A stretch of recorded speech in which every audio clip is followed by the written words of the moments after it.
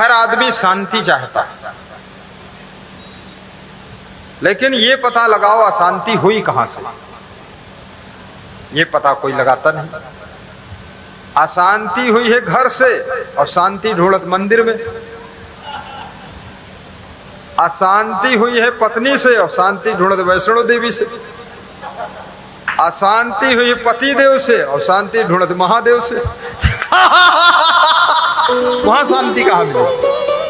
महादेव को भी हंसी आती कि अपने घर में सुधार नहीं करते, हमरे पास खाम खा हाथ जोड़े खड़े। अशांति का कारण आपका आलस्य भी हो सकता है। घर में अशांति का कारण आपकी लापरवाही भी हो सकती है। आपकी अशांति का कारण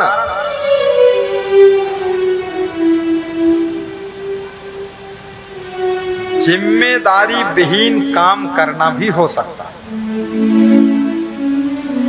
काम तो आप करते हैं लेकिन जिम्मेदारी नहीं समझते।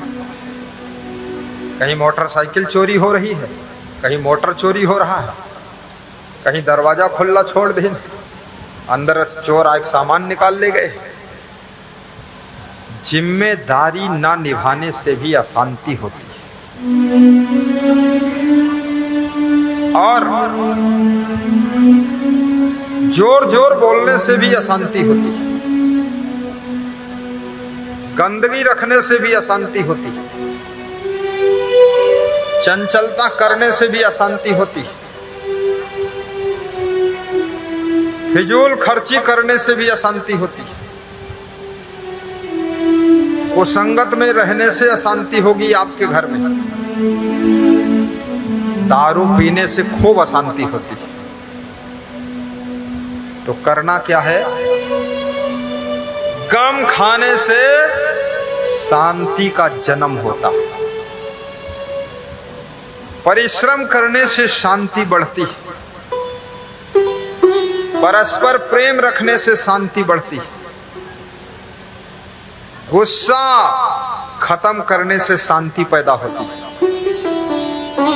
आलस्य छोड़ने से शांति पैदा होती है और संतोष करने से बहुत बड़ी शांति का जन्म होता है। इसलिए आदमी को संतोष भी रखना चाहिए।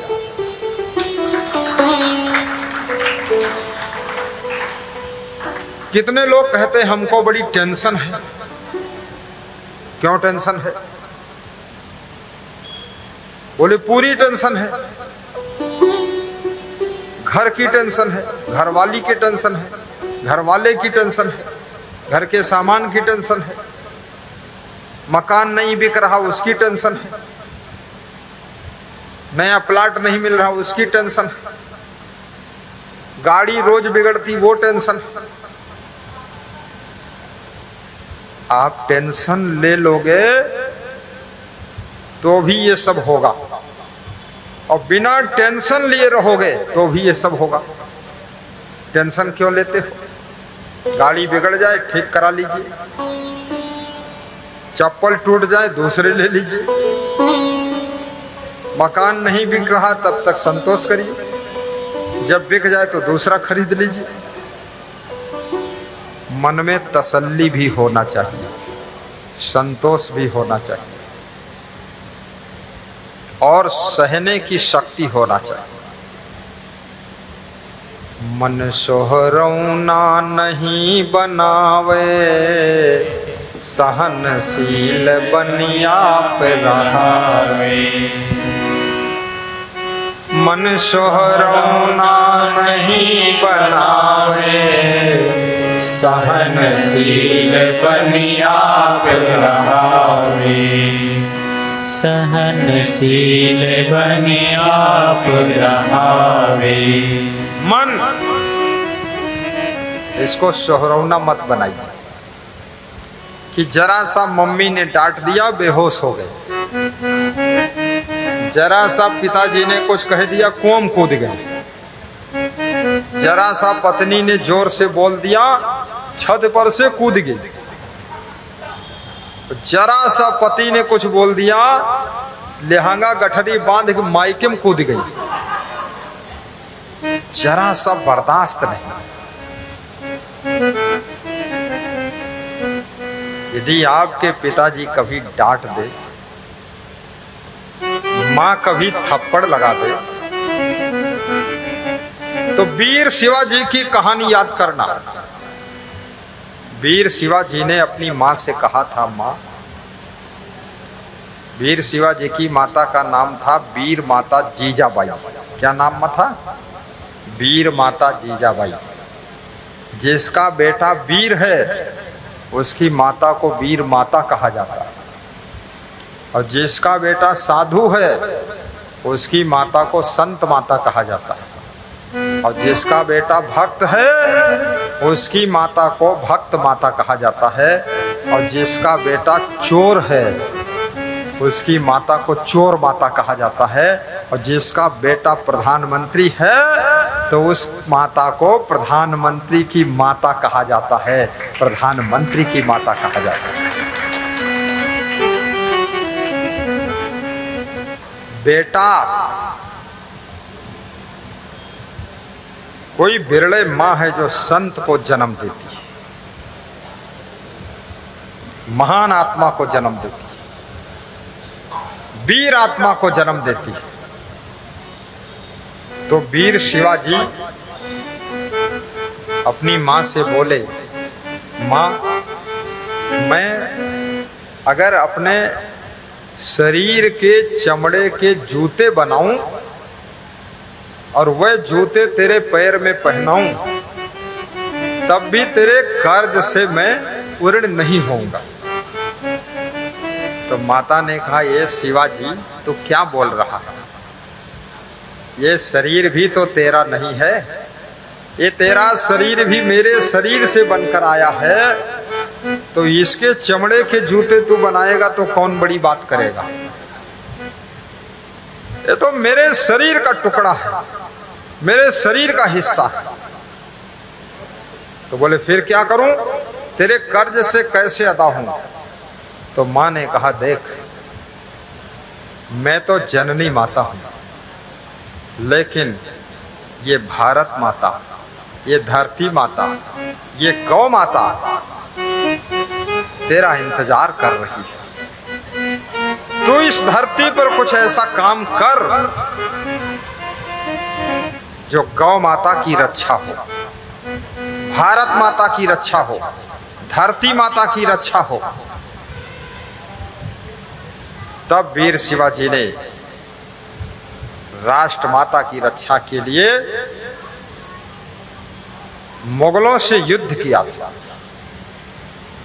बहुत संघर्ष किया था, और महाराष्ट्र से मुगलों को मारकर भगा दिया था। इसलिए उनका नाम वीर शिवाजी था। आजकल तो ऐसे ऐसे वीर हैं जो चूहा निकल पड़े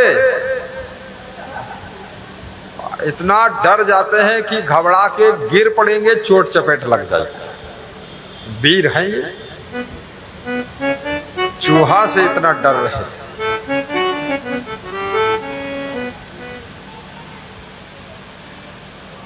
वीर भी बनो, धीर बनो, गंभीर बनो, साहसी बनो, हिम्मती बनो, हिकमती बनो, और प्रेमी बनो, सेवक बनो, दानी बनो, निर्माणी बनो, और सहनशील बनो। मनुष्य कितना ही धनवान हो, धन से केवल सामान मिलता है, लेकिन जब मनुष्य गुणवान बनता है तो उसके गुणों से उसको सम्मान मिलता है। याद रखना, हनुमान जी के पास में धन नहीं था, लेकिन हनुमान गुणवान थे। कैसे गुणवान थे? हनुमान चालीसा जिसने पढ़ा होगा, तो पहली चौपाई है, बहुत सी महिलाएं भी हनुमान चालीसा पढ़ती हैं, और वही पढ़ते ज्यादा है जिनको भूत प्रेत का डर लगता है। जय हनुमान ज्ञान गुण सागर। देखिए, हे हनुमान तुम्हारी जय हो, तुम ज्ञान और गुण के सागर हो। हनुमान जी में एक दो गुण नहीं थे, वे गुणों के सागर थे। और हनुमान के पास में बुद्धि और ज्ञान थोड़ा मोड़ा नहीं था। आज किसी आदमी से पूछो तुम्हें सामाजिक ज्ञान है, कि हाँ थोड़ा थोड़ा है। फिर पूछो इंग्लिश का ज्ञान है, बोले हाँ थोड़ा थोड़ा। पूरा कुछ भी नहीं है। मैथमेटिक कितनी आती, बोली थोड़ी मोड़ी आती है। हिंदी कितनी आते है, बोले हिंदी भी हाँ थोड़ी मोड़ी आती है। राइटिंग कैसी कर, राइटिंग ठीक नहीं है। सब थोड़ा मोड़ा। थोड़ा मोड़ा से काम नहीं चलेगा। मर्मज्ञ बनो, विशेषज्ञ बनो, स्पेशलिस्ट बनो, ऑल नॉलेज, उसके गहराई तक जाओ। हनुमान जी ज्ञान के सागर थे। मनोजवम मारुत वेग तुल्यम वानर यूथ मुख्यम। वानरों की जो सेना थी उसके सेनापति हनुमान जी थे, मुख्य सेनापति, चीफ। अब सोचिए, और हनुमान जी हवा की तरह चलते थे, हवा जैसे चलते। इतनी फुर्ती थी उनमें, स्फूर्ति थी, तेजी थी। हनुमान जी मारुत वेग तुल्यम मनोजवम। हनुमान जी कोई साधारण नहीं थे, बहुत बड़े। जय हनुमान ज्ञान गुण सागर, जय कपीस उजागर। हे हनुमान तुम्हारी जय हो। क्यों जय हो? तुम ज्ञान के सागर हो, तुम गुणों के सागर हो। एक बानर, कैसा है बानर सोचो, ज्ञान का सागर, गुणों का सागर। इसलिए भगवान श्री राम हनुमान जी को गले लगाते। अवगुणी को गले भगवान नहीं लगाते, गुणों के सागर। और कबीर साहब कहते हैं, हे मानो, तेरे ना हाथ बड़े हैं, ना पांव बड़े हैं, ना खोपड़ी बड़ी है, ना तेरी टांगें बड़ी है, ना नाक बड़ी है, सब छोटा छोटा है। तेरे पैरों से मोटे पैर तो हाथी के हैं, और तेरे से बड़ी गर्दन तो जिराफ की है, शुतुरमुर्ग की है। तेरे से बड़ी आंखें घोड़े की हैं, लेकिन फिर भी सबसे बड़ा तू है। क्यों बड़ा है? क्यों? क्योंकि मानुष तेरा गुण बड़ा। हे मानव, तेरे अंदर बहुत बड़े बड़े गुण हैं, जिन गुणों के कारण तू दुनिया के सभी प्राणियों में सबसे बड़ा है, और तेरी पूजा होती है, तेरा सम्मान होता है, तेरा आदर होता है, गुणों के कारण। इसलिए बहुओं को भी गुणवान बनना चाहिए। महिलाओं को बहुत गुणवान होना चाहिए, गुणवती। रूपवती तो बहुत महिलाएं हैं, जो रूपवती नहीं है तो ब्यूटी पार्लर में जा करके डुप्लीकेट रूपवती बन लेती है। रूपवती, रूपवान बहुत पुरुष मिलेंगे, लेकिन गुणवान बहुत कम मिलेंगे।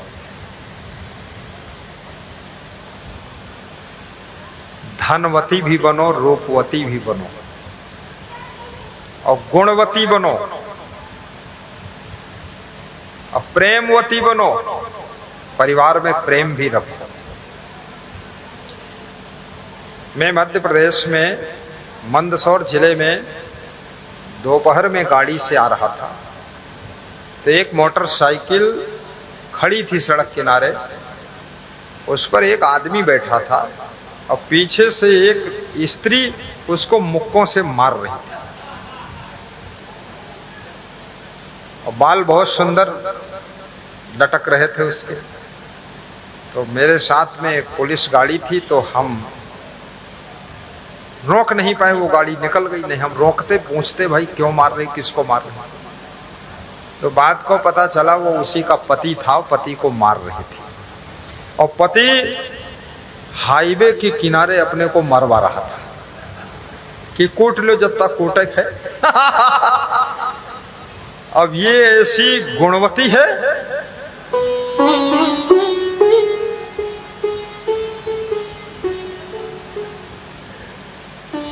गुणवती स्त्री की जो सुंदरता है उसके गुणों के कारण होती है। याद रखना, बुढ़ापा आएगा तो रूप तो नष्ट हो सकता, बीमारी आ जाए तो रूप नष्ट हो सकता, चेचक निकल जाए तो रूप नष्ट हो सकता, लेकिन आपके गुण, आप कितने ही बूढ़े हो जाओ, कमजोर हो जाओ, जर्जर हो जाओ, बीमार हो जाओ, लेकिन आपके गुण कभी नष्ट नहीं होते हैं। इसलिए गुणों की दौलत इकट्ठा करना चाहिए, उसी से दुनिया में आदर मिलता है।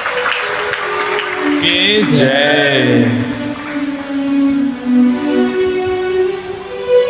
गुणवान पति बनो।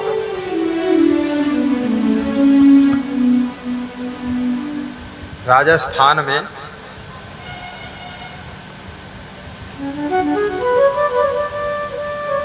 आज के 20 वर्ष पहले कुओं से पानी भरा जाता था।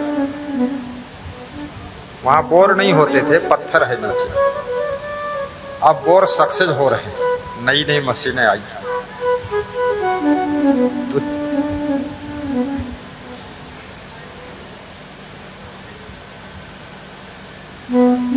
चार स्त्रियां पानी भर रही थी कुएं पर, आपस में बात कर रही थी। तो राजस्थान में कहावत है, बायां मिली चार। स्त्री को बायां कहते हैं। क्या कहते हैं? बायां। बायां मिली चार तो बाता हुई त्यार, बातें तैयार हो गई, चालू हो गई बात। और बायां मिली 8 तो बाता का लागा ठाठ, और बायां मिली 16 तो बाता का पड़ा गपोला। तो 4 स्त्रियां बात कर रही, पानी भरने गई थी। एक स्त्री बोली, मेरा पति बहुत धनवान है, अगर 10,000 मांगो तो 20,000 देता है, मेरे पति का कोई मुकाबला नहीं। तो दूसरी बोली, मेरा पति इतना धनवान नहीं है, लेकिन बहुत रूपवान है, राम और कृष्ण के रूप से भी ज्यादा सुंदर है। हमारे पति के रूप के सामने लाखों पति फेल है। तो तीसरी बोली, मेरा पति बहुत बुद्धिमान है, हर चीज उसको ओंठों पर याद है, मोबाइल नंबर भी सब याद रखता है, उसको 50 साल पुरानी बातें याद रहती है, बड़ा बुद्धिमान है। तो चौथी स्त्री बोली, मेरा पति बहुत धनवान भी नहीं, घर का काम चल जाता, इतना धन कमा लेता है, बहुत रूपवान भी नहीं है, लेकिन बहुत कुरूप भी नहीं, ठीक है, मीडियम। मेरा पति बहुत बुद्धिमान भी नहीं, लेकिन बुद्धू भी नहीं, जरूरत भर का दिमाग है। बोले, फिर तेरा पति है क्या? तो उसने कहा, मेरा पति बहुत गुणवान है, जब से मैं आई हूं तब से मुझे आदर सम्मान से रखता है और कभी हमको रुलाया नहीं है, हंसाता रहता है, खुश रखता है, मेरा पति ऐसा गुणवान। तो तीनों स्त्रियों ने कहा, तेरा पति हमारे तीनों पतियों से बेहतर है, क्योंकि वो धनवान पति, वो बुद्धिमान पति, वो रूपवान पति,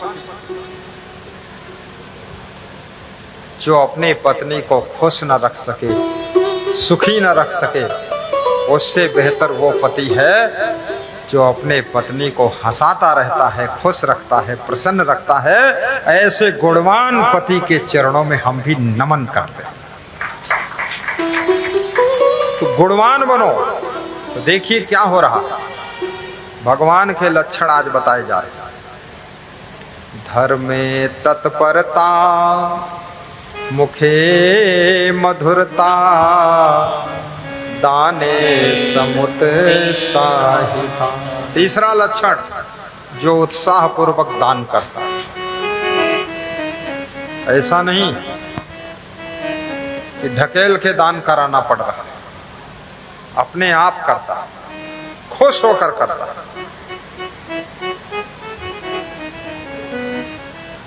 मित्रे अवंचकता, चौथा लक्षण भगवान का है, जो मित्र से कभी कपट ना करे। कलयुग में शत्रु का मारा बच गया है, लेकिन मित्र का मारा नहीं बचा। कपटी दोस्त बहुत है कलयुग में। चाणक्य कहते हैं, जिसमें वफादार दोस्ती है, जो मित्र से कपट नहीं करता, ये भगवान का गुण है। जैसे कृष्ण और सुदामा की मित्रता। सुदामा गरीब हैं, कृष्ण अमीर हैं। कृष्ण भगवान हैं, सुदामा महान है। कृष्ण गुणवान है, सुदामा विद्वान है। लेकिन सुदामा कृष्ण को बहुत मानते और कृष्ण सुदामा को बहुत मानते। जब सुदामा कृष्ण के घर गए तो इस संकोच में वे नहीं जा रहे थे कि अगर मैं भगवान के यहाँ जाऊंगा तो भगवान शायद ये सोच ले कि हो सकता है गरीब है तो धन वन लेने आया हो। कई बार ऐसा संकोच लग जाता है, बहुत से लोग अपने रिश्तेदारों के यहाँ नहीं जाते कि जाओगे सोचोगे कुछ मदद लेने आया, रहने दो। लेकिन सुदामा की पत्नी, उसका नाम था सुशीला, उसने कहा भगवान ने तुमसे बहुत प्रेम किया, दोस्ती किया, और जब से स्कूल से पढ़ के आए हो तब से ना तुम उनको मिलने गए ना वो तुमको मिलने आए, तो जाओ भगवान से मिलो, भगवान का हालचाल ले लो। क्योंकि आपको धर्म प्रचार सौंपा था, तो अपना धर्म प्रचार कितना किया वो भगवान को बताओ। और कृष्ण भगवान को सौंपा था आतंकवादियों का विनाश करना, तो पता लगा लो कितना विनाश कर चुके राक्षसों का। जाइए एक दूसरे के कार्य का ब्यौरा लीजिए। सुदामा घर से चलते हैं, पोटली में चावल ले लेते, और सुदामा को शर्म लगती, चावल क्या दूं। जैसे यहाँ पोटली में केला लाए हैं भक्त लोग, अब कोई मुट्ठी भर चावल ले आए तो थोड़ा बोरी भर लाएगा तो संकोच नहीं लगेगा, लेकिन वो थोड़ा सा लेकर गए तो छिपा कर रखा कि अकेले जब मिलेंगे तो दे दूंगा। लेकिन कृष्ण भगवान समझ गए ये संकोच कर रहे हैं, तो उन्होंने कहा ये पोटली में क्या है, लाइए आप, और ले लिया और चावल ही चबा लिया, चावल चबा लिया। और सुदामा को गले लिपट गए कृष्ण। फिर सुदामा के पैर धोया। जब पैर धोने लगे तो कृष्ण भगवान रोने लगे, क्योंकि पैरों में बेवाई बहुत फटी थी, चप्पल जूता पहनते नहीं थे, पैसे नहीं थे, तो फटी हुई बेवाई देख करके भगवान रोने लगे कि मेरे मित्र की ये दशा। ऐसे बेहाल बेवाइनी सो पगे, कंटक जाल लगे पुनि जोए। जोए माने देखा, एक दो कांटा नहीं, कांटों के जाल 10-20 कांटा चुभे हुए और लंगड़ा रहे सुदामा। जब पैर पखारा, बेवाई देखा, ऐसे बेहाल बेवाइनी सो पगे, कंटक जाल लगे पुनि जोए। दोहराओ पीछे से। देख सुदामा की दीन दशा, करुणा करके करुणा निधि रोए। सुदामा की दीन दशा को देख करके करुणा निधि रोने लगे। करुणा आ गई, दुखी हो गए कि मैं तो भगवान हूं और सोने की द्वारिका मेरे पास है, लेकिन मेरे मित्र की ये दुर्दशा हो गई। दुखी हो गए। जो मित्र को दुखी देख करके दुखी न हो, वो मित्र कैसा है?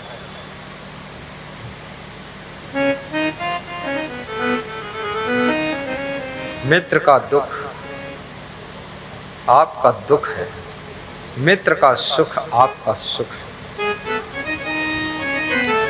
इसलिए मित्र कम बनाओ, लेकिन जो बनाओ जिंदा मित्र होना चाहिए, डेड बॉडी नहीं। हजारों दोस्त बना लिए, काम के कोई नहीं।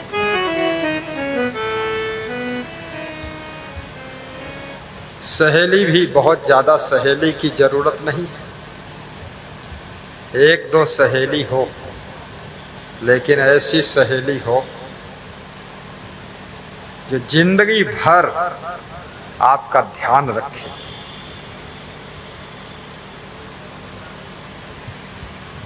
एक डीएम की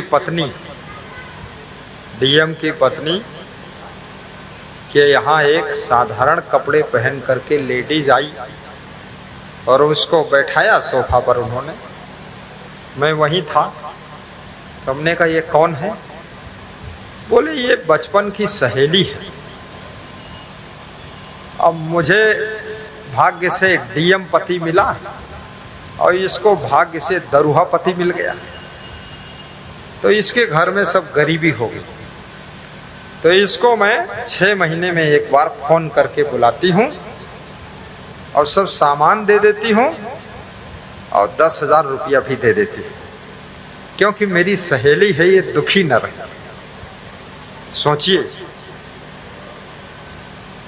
मित्रता सहयोग के लिए होती है।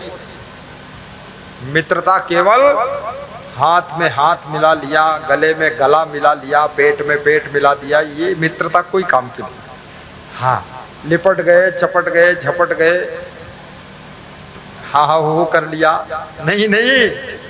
मित्रता का मतलब है जो हमारे दुख को बांट ले, वही सच्चा मित्र कहलाता है।